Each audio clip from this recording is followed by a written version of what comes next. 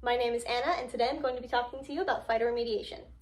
Phytoremediation is the use of plants or small microbes to take in contaminants from an environmental area that has been polluted. This can be heavy metals, chemical pollutants, volatile solutions, etc. So we have four main types that I'm going to talk about today. First, we're going to start with phytostabilization. Phytostabilization is when a plant is put into an environmentally contaminated area, usually a soil, but it can be an aqueous area too. And all these little red particles today are going to represent untaken in contaminants.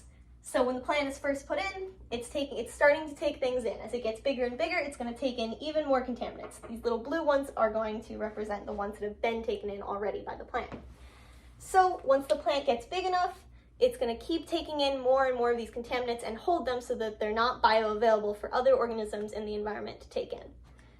Next, moving on, we're going to talk about phytoextraction.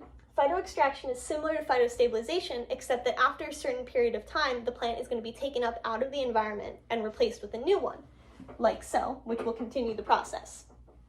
Our original plant is going to be burned down to remove all the biomass.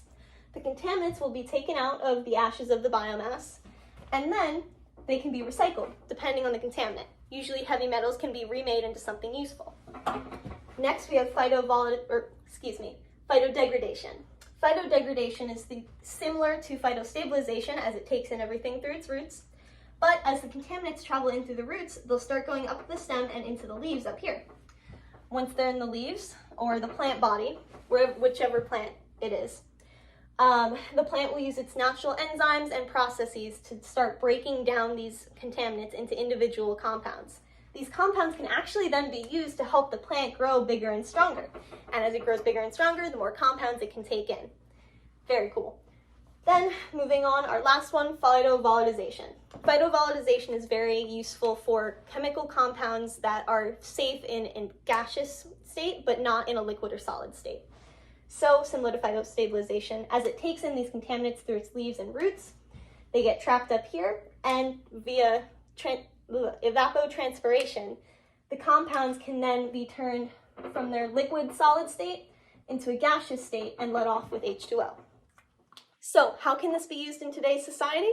Well, it's a lot less expensive to use phytoremediation than other modern techniques. And it has been used in a lot of modern situations, such as the cleanup of Chernobyl, where it took in cesium and strontium.